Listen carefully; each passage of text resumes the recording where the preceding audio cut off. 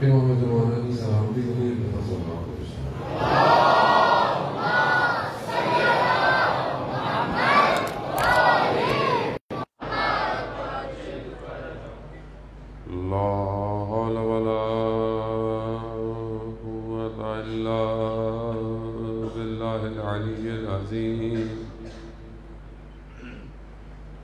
حسبنا اللہ ونعم الوکیل نعم المولا ونعم النصیر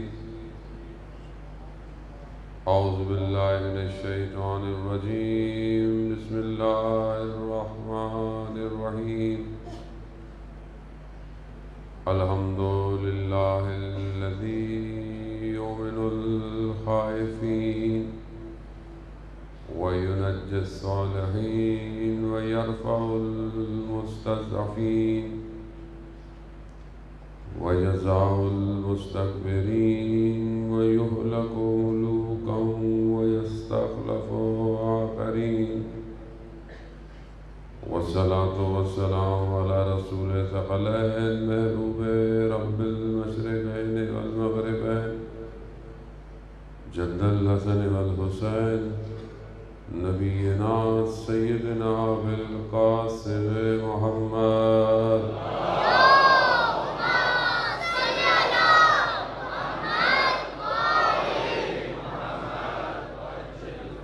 وعلى آله الطيبين الطاهرين المعصومين لا سيما بقية الله في الأرضين روحي وأرواحنا لتراب مقدم الفداء ولعنة الله على أعدائهم أجمعين بسم الله الرحمن الرحيم رب اشرح لي صدري ويسر لي أمري واحلل عقدة من لساني يفقهوا قولي أما بعد فقد قال الله تبارك وتعالى في كتاب الحكيم والقرآن المجيد وما خلقت الجن والانس الا ليعبدون صلی اللہ علیہ وسلم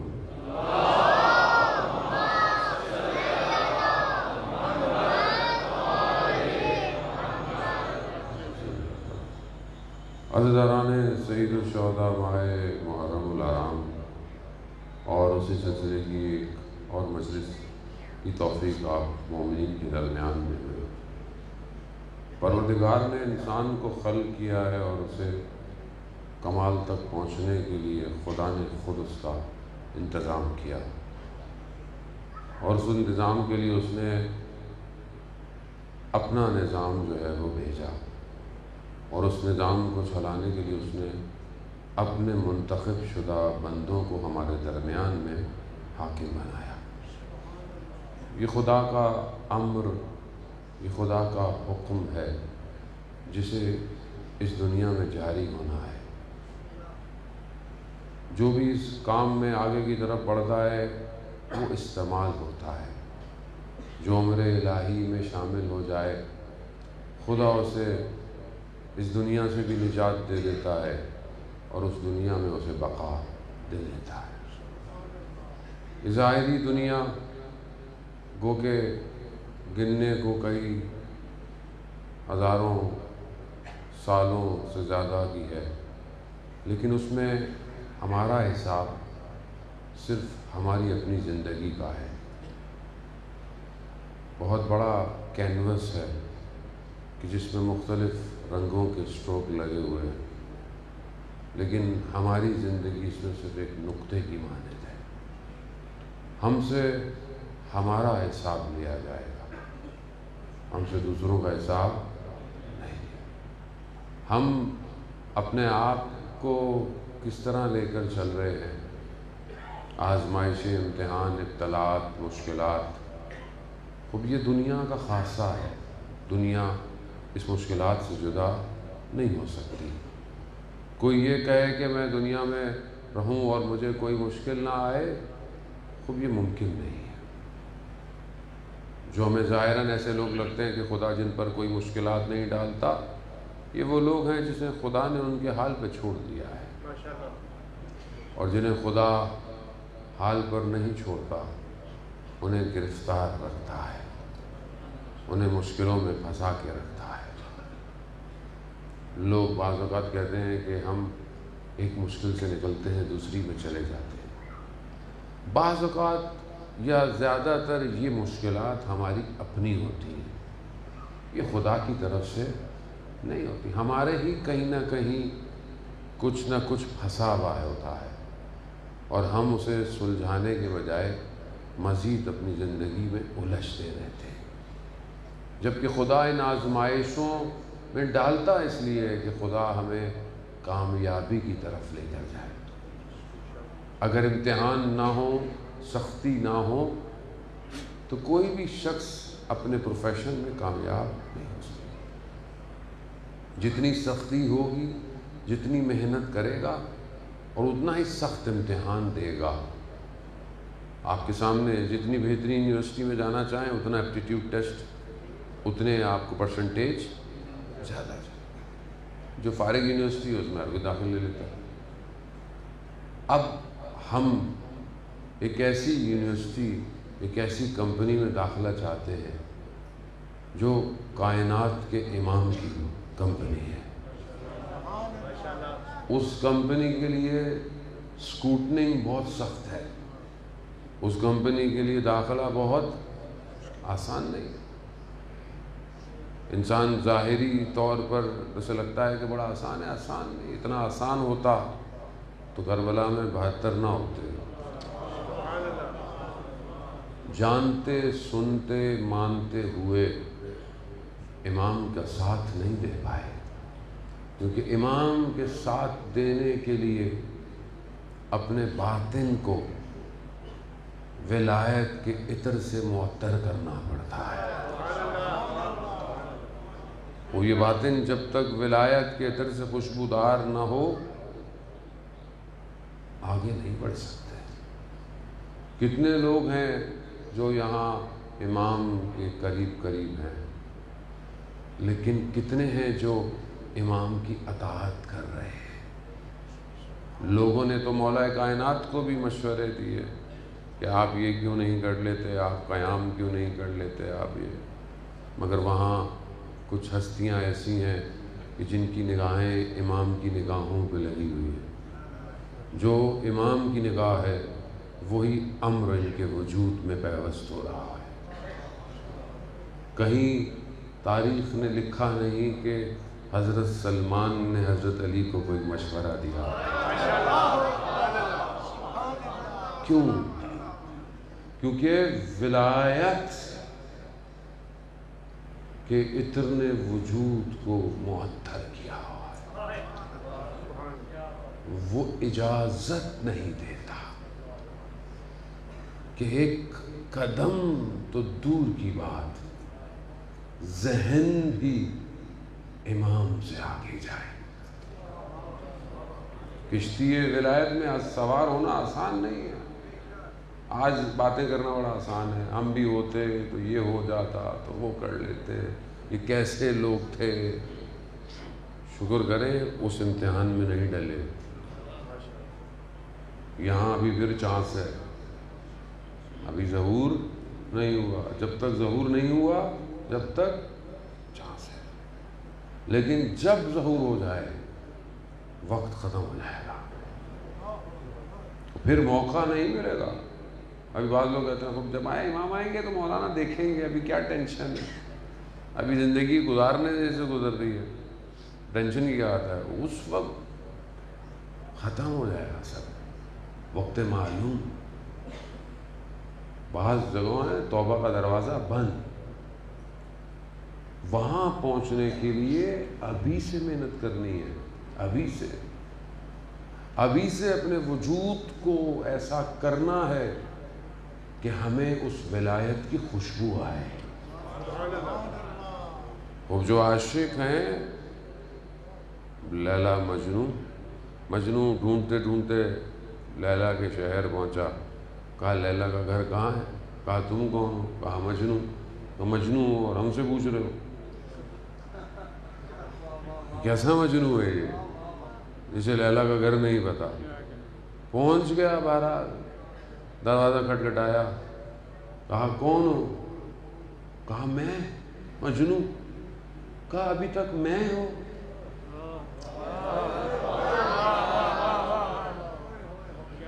پھر کئی عرصے کے بعد آیا. کہا کون؟ کہا تم.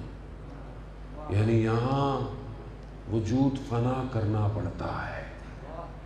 یہ فنا ہوگا تو پھر کچھ نظر آئے گا. لیکن جس وجود میں ہو، جو خود گم شدہ ہو، وہ کسی اور کو کہاں ڈھونڈے گا؟ وہ یوسف زہرا کہاں نظر آئے گا؟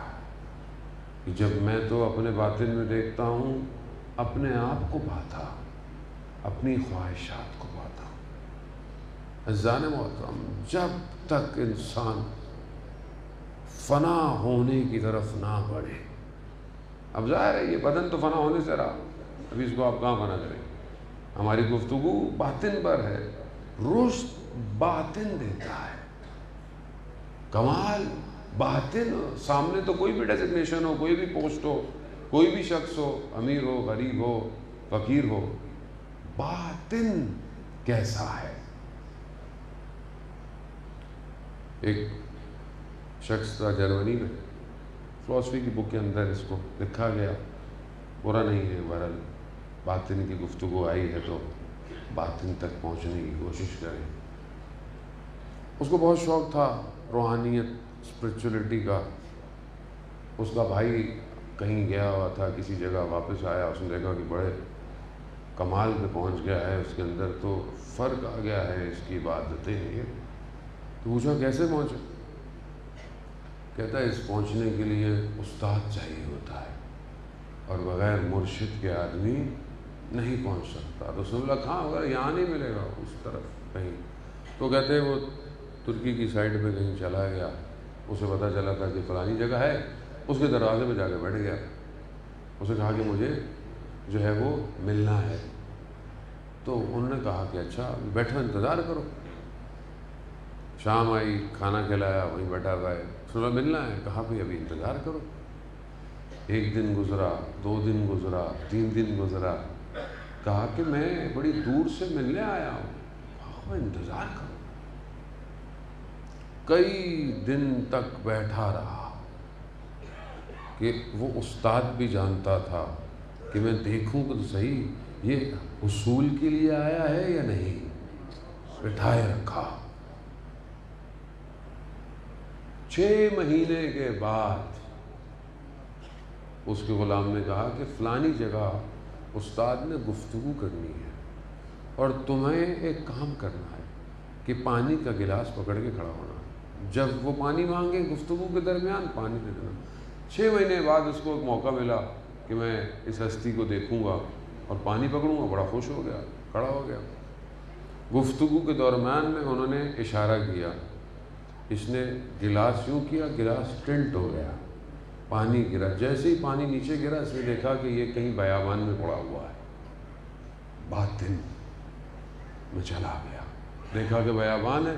اب پریشان ہے کہ میں کہاں آ گیا. اس نے دیکھا کہیں سڑک جا رہی ہے. ایک جگہ پہنچا تو ایک شہر سا تھا، وہاں اس کو پتہ نہیں ہے. بہرحال ایک دکان والے سے بات کی. اس نے بولا میرے پاس رہو، دھوبی کی دکان تھی، کام کرو، یہیں اوپر جگہ ہے، یہیں سو جایا کرو. بہرحال وہ کرتا رہا، صبح سوتا. اس نے رات کو ایک دن دیکھا کہ کوئی جلوس سا سڑکوں میں نکلا ہے. وہ پتہ نہیں کون لوگ ہیں، کس طرح ہیں. اسی کے درمیان میں اس کی نگاہ ایک خاتون پر پڑ گئی. بس پڑ گئی تو وہیں پر وہ اس کی طرف متوجہ ہو گیا. صبح اپنے مالک سے کہا. اس نے بولا تمہارا دماغ ٹھیک ہے، یہاں کا جو بہت بڑا قاضی ہے وہ اس کی بیٹی ہے، وہاں کہاں ہماری رسائی ہے. کہا نہیں میں تو جاؤں گا. کہا جاؤ. کئی عرصے جاتا رہا. بہرحال تنگ آ کر قاضی نے ایک شرط پر اپنی بیٹی کا رشتہ اسے دے دیا. کہا کہ جھوٹ نہیں بولو گے، بس کہا، بس جھوٹ کہا۔ شادی ہو گئی، زندگی گزرنے لگی۔ ایک دن اپنی فیملی کے پاس ساتھ کسی باغ میں گیا ہوا تھا، تو وہاں دیکھا باغ میں سے سیب درخت سے گرا، اس نے اٹھایا اور کھا لیا۔ تو اس کی زوجہ نے کہا، یہ سیب تم نے کس کی اجازت سے کھایا؟ مگر تم اس کے مالک تھے۔ اس بات پر وہ چلی گئی، کہا تم نے حرام لیا، تم نے پوچھا نہیں کسی سے۔ بہت محنتیں کی، بہت زمان کی، پھر واپس آئی، کہا یہ اب آخری موقع ہے۔ پھر ایک دن کام سے تھکا آ رہا گھر آیا، کسی نے دروازہ کھٹکھٹایا، تھکا ہوا تھا، اس نے بولا کہ گھر میں کیا؟ ابھی بولا بھی گھر پہ نہیں ہو، بس یہ بول دیا۔ دیکھا بیوی نے دوبارہ کپڑے وپڑے باندھے اور کہا کہاں؟ کہا میں نے کہا تھا نا اب جھوٹ نہیں بولنا۔ یہ گیا، یہ پھر واپس گیا، قاضی نے کہا اب اس کو اٹھا کے شہر سے باہر پھینک۔ اس کے بندوں نے آیا، اس کو اٹھا کے پھینکا، جیسے ہی پھینکا یہ وہیں کھڑا ہوا تھا۔ باطن۔ استاد نے تھوڑی دیر میں اس کے باطن کو دکھا دیا کہ ایک جھوٹ رک نہیں پاتا زندگی میں، اور کمال چاہتے ہو۔ ہم اپنی زندگی میں متوجہ ہو جاتے ہیں، کوئی اتنی ہارڈ اینڈ فاسٹ رول نہیں ہے کہ آپ تسبیحیں پکڑ کے بیٹھ جائیں، آپ 40 دن کے چلے کاٹ لیں۔ یہ روزمرہ کی زندگی، یہ چیک اور بیلنس ہے، یہی باطن کو بنا رہا ہے۔ میں نے کل بھی آپ کی خدمت میں عرض کیا، عالم برزخ الگ جگہ نہیں ہے، یہی ہمارے پاس ہے، ہمارے ساتھ ہے۔ جتنا ہم اپنے اس باطن کی تربیت کریں گے اتنا ہی ہم آگے کی طرف بڑھیں گے۔ فطرت انسان ہمیشہ، جو چیزیں انسان کی فطرت میں بھوک، انسان کی فطرت میں پیاس، یہ ساری چیز فطرت نہیں، لیکن کیا کھانا ہے، کیا پینا ہے، یہ کون بتائے گا؟ وہ جو خالق ہے۔ انسان ہر چیز کی طرف کھنچے گا۔ اسی طرح انسان کی فطرت میں کیا ہے؟ خود غرضی ہے، خود پسندی ہے، اقتدار طلبگی ہے، اپنے آپ کو، اس کو قدرت چاہیے، کرسی چاہیے۔ پہلا قتل روئے زمین پر اقتدار کی وجہ سے ہوا۔ حضرت حابیل کو قابیل نے کیوں قتل کیا؟ کیونکہ خدا نے انتخاب کر لیا تھا، اور وہاں شیطان نے ورگلایا۔ پہلا قتل اقتدار پہ، خود پسندی پہ، میری قربانی قبول کیوں نہیں ہوئی؟ پہلا قتل۔ دفنانا بھی نہیں آتا تھا، کئی عرصے تک اپنے بھائی کے بدن کو لے کر چلتے رہے۔ خدا نے کوے کو بھیجا اور اس نے ایک کو مار کر قبر کھودنا سکھایا۔ یہ فطرت میں ہے، اسے کون ٹیون کرے گا؟ آج ہماری زندگی میں حسد، خود پسندی، ایک اپنے آپ کو دوسرے سے بڑھتر سمجھنا، اسی وجہ سے تو آج مشکلات ہیں۔ تو امام کیوں نہیں آتے؟ امام کہاں ہے؟ میں اپنی ذات سے باہر ہی نہیں آ رہا۔ حضرت یوسف کے بھائی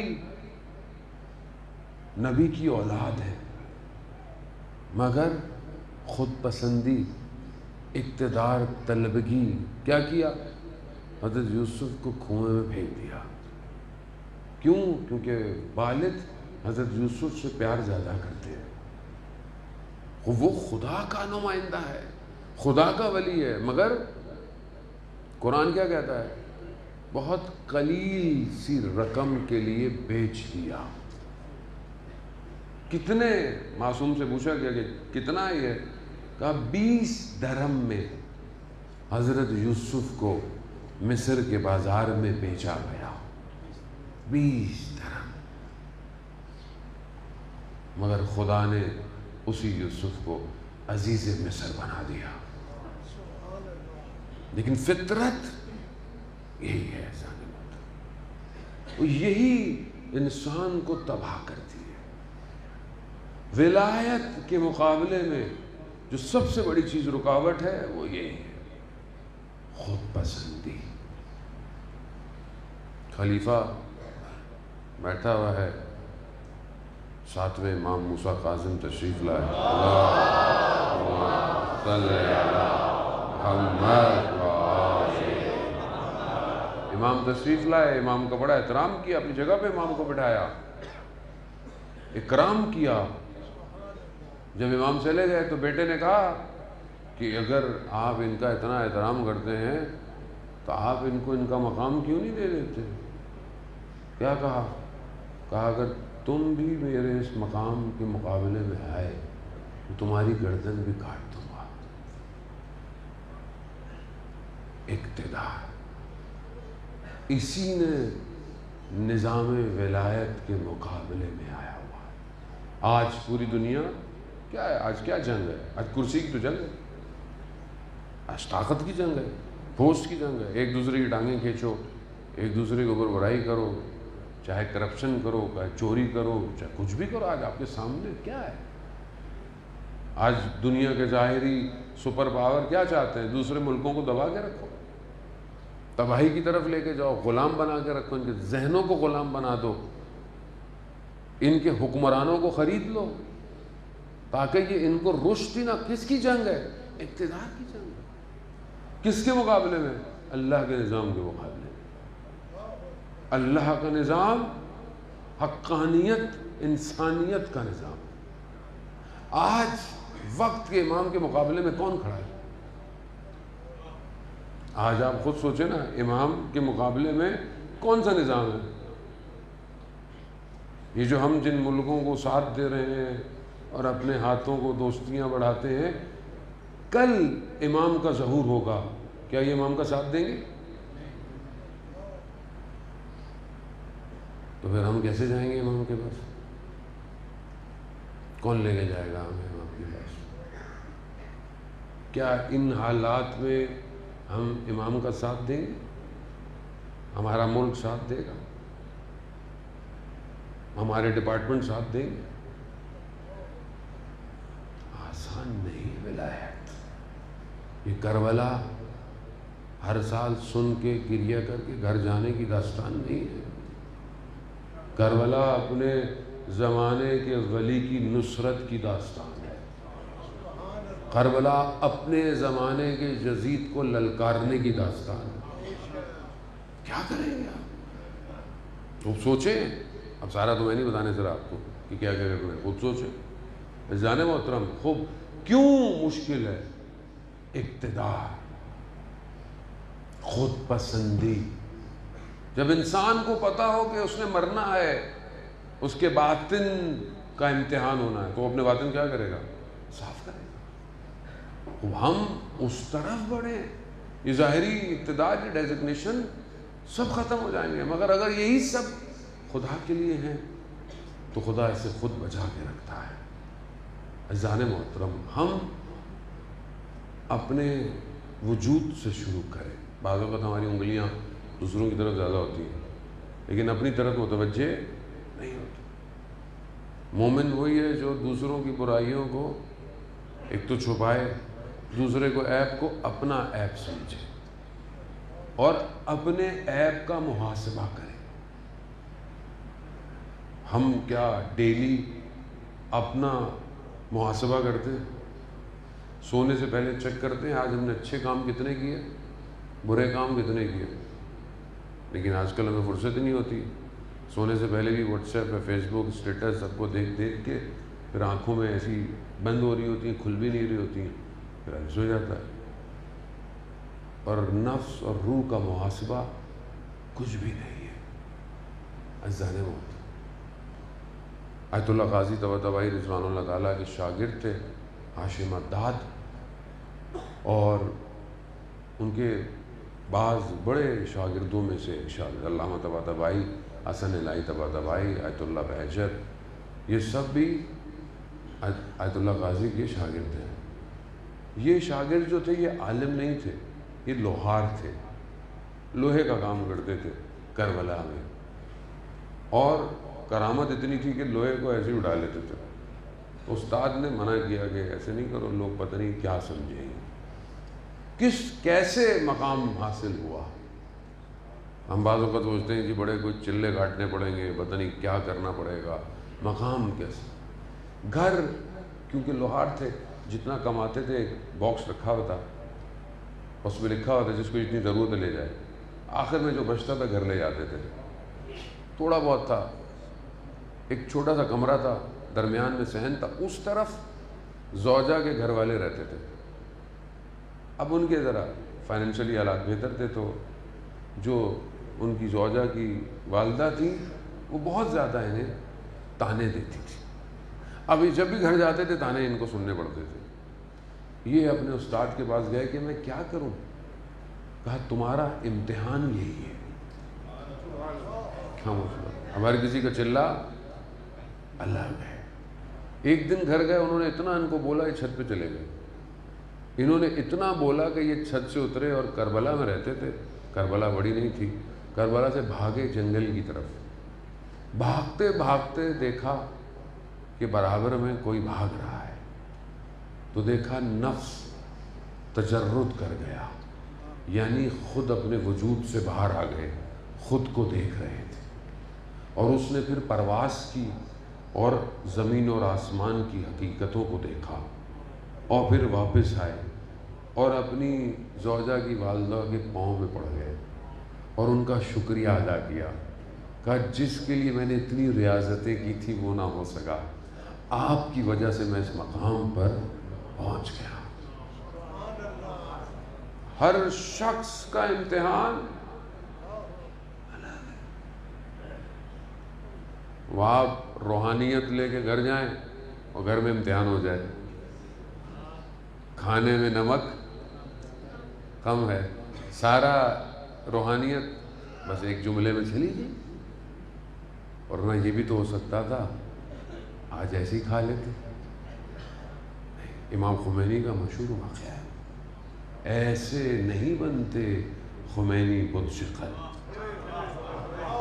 ایسے نہیں بنتے۔ سوپ زوجہ نے دیا، نمک نہیں تھا، چکھا نمک کم تھا، کہا اگر پانی لا دے۔ پانی لینے گئی، اتنا وقت تھا، دونوں پیالوں میں سے ایک میں نمک جاتا، اس میں نمک ڈالا کہ ان کو نہ لگے کہ آج نمک کم ہے۔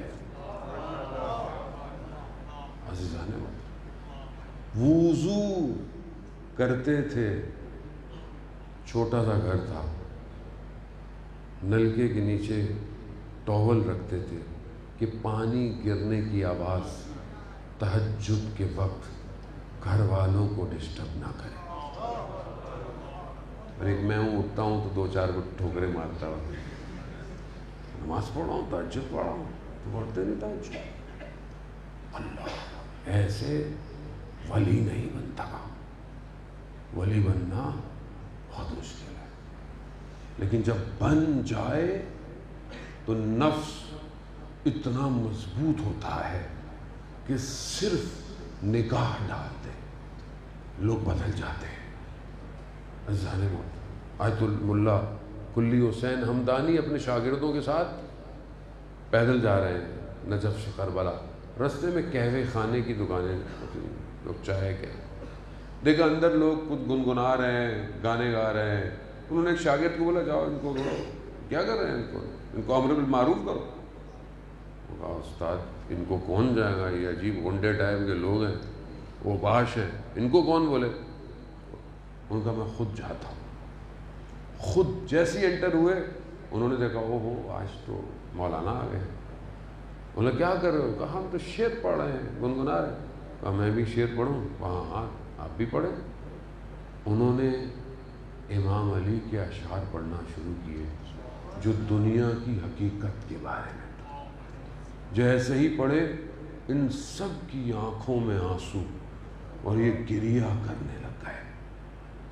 نفس بلند، باطن پاک ہو تو اپنے وجود سے باہر نکل کر احاطہ پیدا کرتا ہے اور لوگوں کے باطنوں کو پاک کرنے لگتا ہے۔ عزیزان محترم، یہ تبھی ممکن ہے کہ جب یہ باطن ولایت کے عطر سے معطر ہو۔ کتنی ولایت پائی جاتی ہے، بغیر ولایت کے نہیں پہنچ سکتا۔ باقی سب داستانیں، جو اصل حقیقت ہے وہ بغیر ولایت کے کوئی نہیں دیکھ سکتا۔ اسے امام ہے جو دوسری وادی میں لے کے جاتا ہے۔ عزیزان محترم، جوان بیٹھے ہوئے ہیں، قرآن قصوں کو، ہر قصے کے ہر حصے میں بصیرت ہے، عبرت ہے۔ جب زلیخا پر لوگوں نے اعتراض کیا کہ کیا تم یوسف کے پیچھے، یوسف نام ہی زیبائی، خوبصورتی، خدا نے سورہ قرآن کا حضرت یوسف کے نام پر بنایا، اور جوانوں کے لیے بہت ضروری ہے۔ روایات میں ہے کہ اگر آپ عفت اور پاک دامنی جوان چاہتا ہے سورہ یوسف پڑھا کرے۔ خواتین کے لیے سورہ نور ہے، تو وہ چاہتی ہیں اگر ان کی پاک دامنی عفت رہے تو سورہ نور پڑھے۔ حضرت یوسف کے لیے زلیخا کو کہا کہ کیا ہے آپ اس کے لیے؟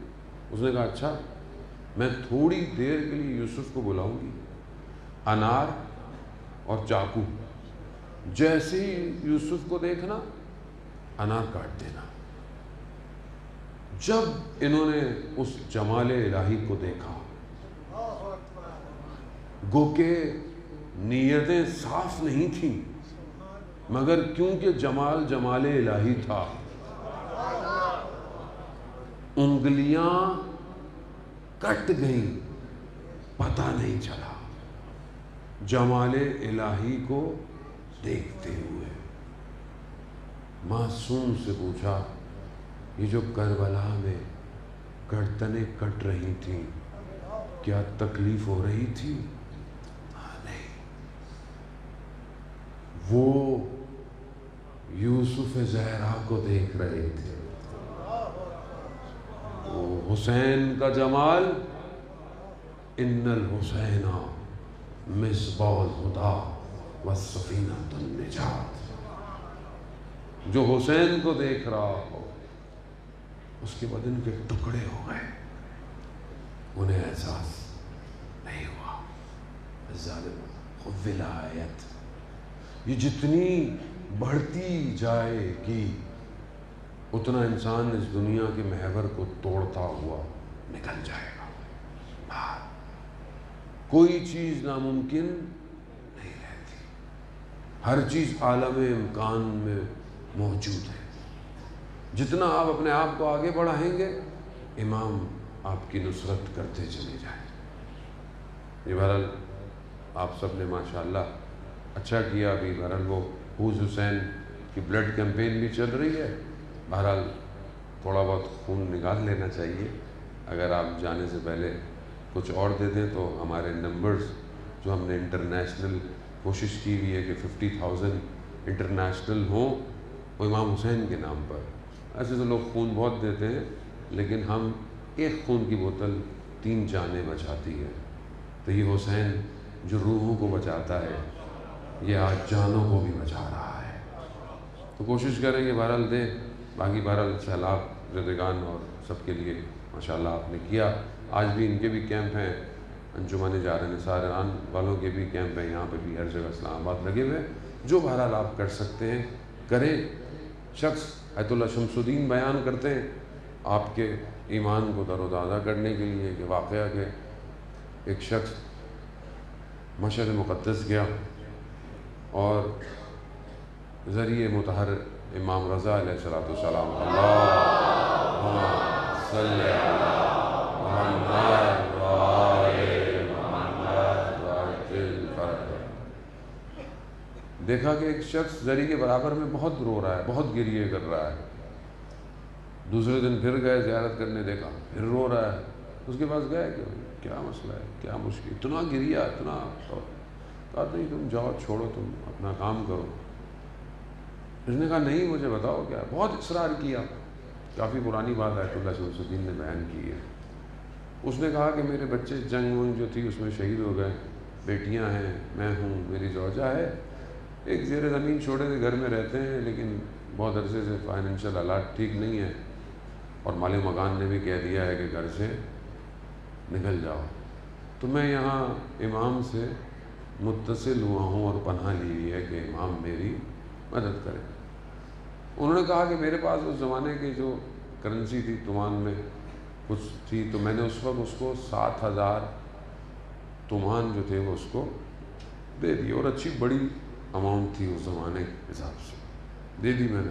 اس وقت گاڑی جو تھی وہ 30,000 تومان کی آتی تھی، آپ سمجھ لیں کہ 30,000 تومان کی اگر گاڑی آتی تھی تو 7,000 تومان انہوں نے ان کو دے دی۔ ان کے پاس 300 تومان خالی تھے، کہ میں نے ہوٹل اور واپسی کا کرایہ رکھا۔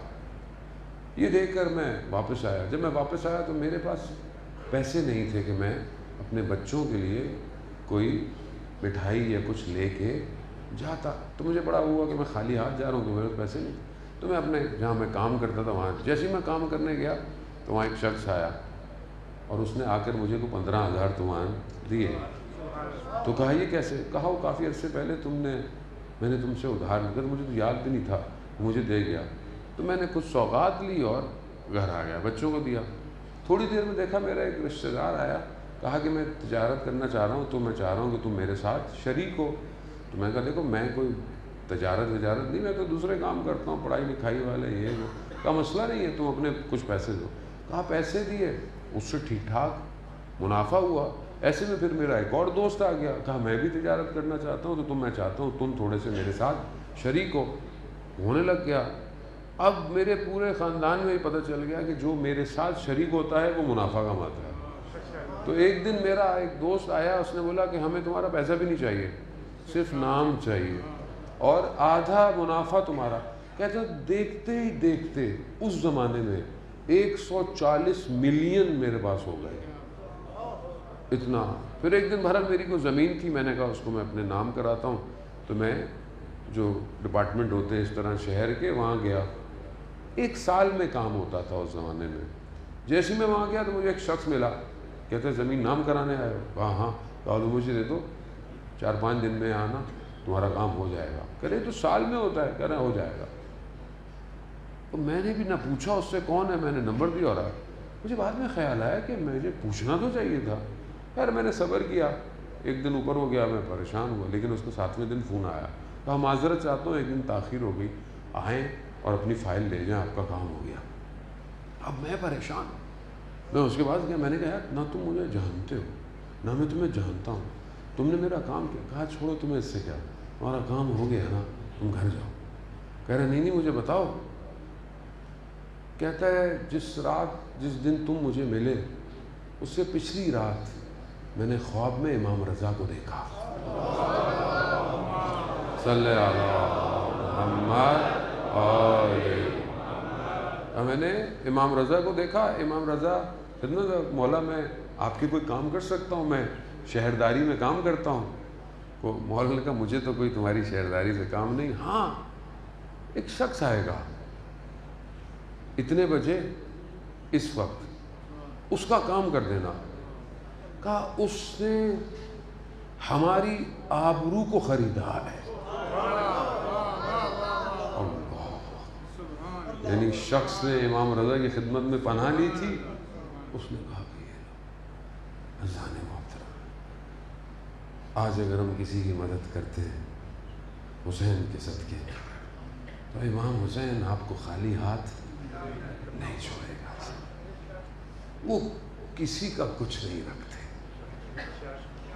ان کی خدمت میں ایک قدم اٹھ جائے وہ بھی لوٹا دیتے ہیں، ان کے لیے ذرا سا کچھ دے دو تو اس کے بدلے میں بھی بہت کچھ کر دیتے ہیں۔ یہ تو ہم خود گھرے ہوئے ہیں، اس ولایت کی خوشبو نے ابھی تک ہمارے وجود کو معطر کیا۔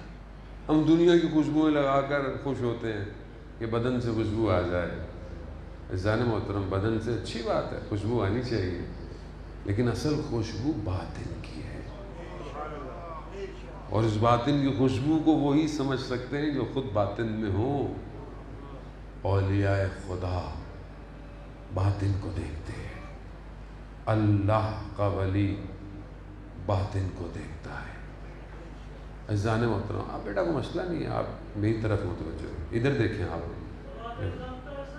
اللہ صلی اللہ محمد، اور آپ زور سے صلوات پڑھتے ہیں، آپ زور سے پڑھیں، آپ کی کا صلوات ہو سکتا ہے پوری مجلس میں قبول ہو جائے۔ صلوات پڑھیں محمد والا، صلی اللہ محمد وآلہ۔ بچوں کو کچھ نہیں کہا کریں، یہ بچے سرمایہ ہے، یہ ان کے ماں باپ کا تربیت ہے کہ یہ آج آگے بیٹھے ہوئے ہیں، خاموش بیٹھے ہوئے ہیں، ادب سے بیٹھے ہوئے، وہ کہ شاید ہو سکتا ہے ان کو بہت کچھ سمجھ میں نہ آئے، لیکن ان کا باطن پاک ہے، اور یہی نفس سے پاک کل ان کو اور ان کے والدین کو بچائے گا۔ اس لیے اپنے بچوں کو تربیت دیا کرے کہ مجلس حسین میں شرکت کرو۔ آج کل کے والدین ماڈرن ہو گئے ہیں، بچوں کو گھر چھوڑ دو، ادھر چھوڑ دو، کہاں چھوڑ رہے ہیں بچوں کو؟ حسین کے پاس لے کر آئیں۔ حسین اپنے بچوں کو لے کے کربلا آیا ہے، اور ہم اپنے بچوں کو آرام کے لیے گھر چھوڑ آئے۔ یہ یہیں سے تو اٹھ کر امام زمانہ کے پاس جائیں گے۔ اگر ان کے اندر یہ شدت عزاداری نہیں ہوئی، یہ عشق عزاداری نہیں ہوئی، تو یہ کیسے امام زمانہ کے پاس جائیں گے؟ ہماری غلطی ہے۔ لیکن سلام ہو، عزیزان کو میں ایک ایسے ملک گیا جہاں بچوں کو اردو نہیں آتی تھی، واللہ اردو نہیں آتی تھی، یا فرینچ تھی یا پھر ان کو گجراتی آتی تھی، اردو بس تھوڑا بہت کہیں آ گیا، لیکن اتنا ادب تھا ان بچوں میں، سب آگے بیٹھتے تھے، اور یہی ان کی ماں باپ کی تربیت تھی کہ مجلس کا تقدس رہے۔ یہی تو ہے، اور ہمارے پاس ہے کیا؟ یہ ہم یہاں بیٹھے میں کیا ہے؟ یہ ماں باپ بچپن میں لے کے پکڑ کے لے کے جاتے تھے، چلو مجلس میں عزاداری، ماں ہماری خدا ان کو جنت نصیب فرمائے، ہمیں پکڑ کر ایک مجلس، دوسری مجلس، تیسری مجلس، چوتھی مجلس چلائے جا رہی ہے، لے کے جائے جا رہی ہے، ایک گھر، دوسرا گھر، تیسرا گھر۔ بیٹا ٹی وی نہیں کھولنا، یہ نہ چلے۔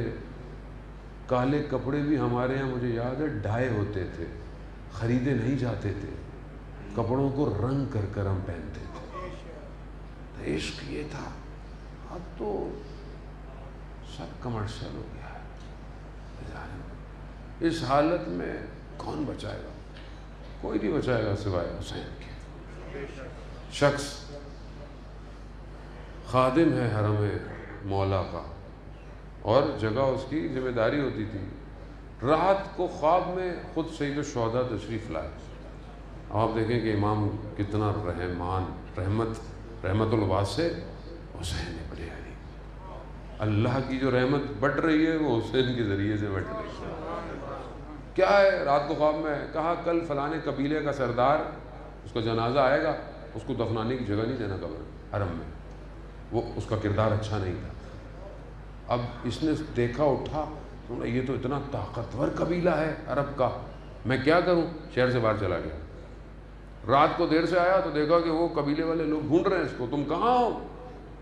ہمارے سردار کا جنازہ پڑا ہوا ہے اور تم گھر دیکھا تلواریں لے کر آ گئے۔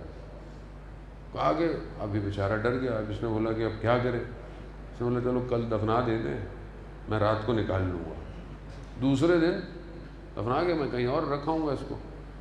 انہوں نے دفنا دیا، ڈر گیا بیچارہ، کیا کرتا؟ امام خواب میں آئے، تو میں نے تمہیں منع نہیں کیا تھا؟ مولا میں کیا کرتا، میری جان کو خطرہ تھا، میرا پلان یہی ہے کہ میں رات کو اس کو نکال کے کہیں اور دفناؤں گا۔ کہا نہیں خبردار، اب یہ کام نہیں کرنا۔ کہا کیوں؟ کہا اس نے ہمارے پاس پناہ لے لی ہے، اس نے ہمارے پاس پناہ لے لی ہے۔ حسین جسے رکھ لے اسے کیا غم ہے؟ حسین جسے کچھ دے دے اسے دنیا کیا دے سکتی ہے؟ جانے محترم، حسین کی بارگاہ میں آئے، یہ کریم ابن کریم ہے، یہ سیدہ کا فرزند ہے جس نے چکیاں پیس کر حسین کو پالا۔ اللہ خدا اجر دے آپ احترام کرنے پر۔ اللہ حضرت سلیمان گزر رہے ہیں، دیکھا بی بی کے ایک ہاتھ میں حسین ہے، ایک ہاتھ سے چکیاں پیس رہے ہیں۔ حضرت سلیمان نے کہا بی بی مجھے کوئی ایک کام مجھے دے دے، میں کر دیتا ہوں، یا حسین دے دے یا میں چکیاں پیس۔ ہاتھوں میں چھالے پڑ گئے سیدہ کے۔ یہ باتیں نہیں ہیں، یہ حقیقت ہے۔ ہاتھوں میں چھالے، ایسے حسین کو پالا ہے۔ اللہ اسی حالت میں عزاداران محترم، حاج مرزوق عراق میں بڑی عزاداری کو قائم کرنے میں بڑا کردار تھا، مرثیہ خان۔ بڑے لوگوں نے کہا تہران چلے جاؤ، جاؤ تہران میں جا کر عزاداری کو قائم کرو، نہیں جاتا تھا۔ خواب میں امام حسین کو دیکھا، کہا حاج مرزوق جاؤ اور وہاں پہ بھی عزاداری کو برپا کرو۔ خاص قسم کی عزاداری تھی۔ آ گیا، اپنے آخری زندگی کے لمحات میں بیمار ہے۔ حسین یکتا بہت بڑا راوی ہے، کہتا ہے میں ان کی خدمت میں پہنچا تو مجھے انہوں نے کہا کہ چند دن پہلے مجھے شدید بخار تھا اور بخار کی وجہ سے گلا خشک ہو گیا۔ میری 3 بیٹیاں تھیں، راضیہ، مرضیہ، فاطمہ۔ میں نے پہلے پیاس لگی، گلا خشک ہوا، میں نے اپنی بیٹی راضیہ کو آواز دی، راضیہ۔ میں نے دیکھا کہ ایک نقاب پوش چادر میں جاہ و جلال کے ساتھ ایک بی بی تشریف لائی۔ میں نے کہا مرضیہ، بی بی چند قدم اور آگے بڑھی۔ میں نے کہا بیٹی فاطمہ، بی بی نے کہا حاج مرزوق ہم آ گئے ہیں، پیاس لگی ہے۔ کہا بی بی میں جانتا ہوں مگر مجھے ادب اجازت نہیں دیتا، میں آپ سے پانی مانگوں۔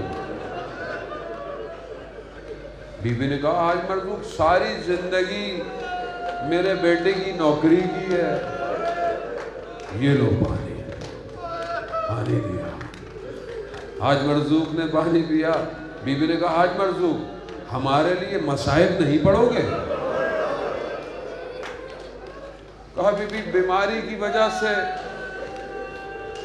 طبیبوں نے منع کیا ہے، لیکن آپ حکم کریں کون سے مصائب پڑھوں؟ واہ سیدہ، واہ سیدہ۔ بی بی نے کہا حاج مرزوق علی اصغر کے مصائب پڑھو۔ اللہ خدا سلامت، خدا بے اولادوں کو اولاد دے، خدا اولاد نرینہ مانگنے والوں کو اولاد دے، خدا بیمار بچوں کو شفا دے۔ عزاداروں 6 ماہ کا بچہ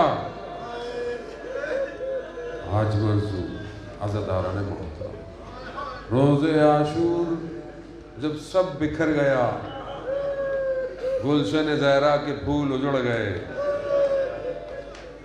تنہا چکیاں پیسنے والی کمائی باقی رہ گئی۔ تلوار کو لگایا زمین پر، دائیں بائیں دیکھا، اینا اینا مسلم، اینا اینا حبیب ابن مظاہر، کہاں ہو علی اکبر؟ حسین تنہا، حل من ناصر کی صدا، خیموں میں کوہرام بجا، امام خیموں میں پلٹے، کہا میں بھی زندہ ہوں۔ کہا جب سے آپ نے غربت کا اعلان کیا یہ بچہ کسی آغوش آرام نہیں لیتا۔ امام نے کہا علی اصغر کو مجھے دے دو۔ باپ کی آغوش میں آیا، علی اصغر خاموش ہو گیا۔ علی اصغر بھی جانتا ہے یہی میری آخری آغوش ہے، عزیزان محترم، امتحان آسان نہیں ہے، یہ تو بی بی رباب جانتی ہیں 6 ماہ کا بچہ کیا ہوتا ہے۔ آپ کبھی کوشش کریں، آپ کو اللہ بچہ بیٹا دے اور خدا امام کی بارگاہ میں نہیں دے سکتے، نہیں دے سکتے۔ امام نے بچے کو اپنی آبا میں لپیٹا، اونچائی پہ کھڑے ہوئے اور اس قوم سے کہا کہ مجھے اگر تم پانی نہیں دیتے، اس کو تو پانی دے دو۔ گریہ کرنے لگے، حضرت حرام گریہ ہو گیا، لیکن حرملہ کے تیر نے علی اصغر کو نہر کیا۔ بچہ یہ نہیں جانتا تھا کہ تیر لگنے پر ہنسنا ہے یا رونا ہے۔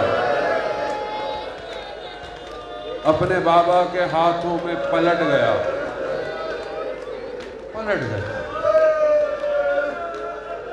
اللہ اکبر۔ وقت کے امام نے کیا فرمایا؟ میرا سلام ہو اس شیرخوار بچے پر کہ جس کی گردن سے خون ٹپکتا رہا۔ اللہ۔ عزیزان محترم، یہ وہ بچہ ہے جسے چند دفعہ شہید کیا گیا۔ مصائب آپ نے سنے ہیں، مصائب سے التماس ہے۔ ایک دفعہ تیر لگا خیموں کے پیچھے، امام نے اسے سلا دیا۔ روز عاشور گزر گئی، رات کو انہوں نے نیزے پکڑے، گھونپنا شروع کیے۔ یہ رباب کا لال کسی ایک نیزے میں آ گیا، دوسری شہادت،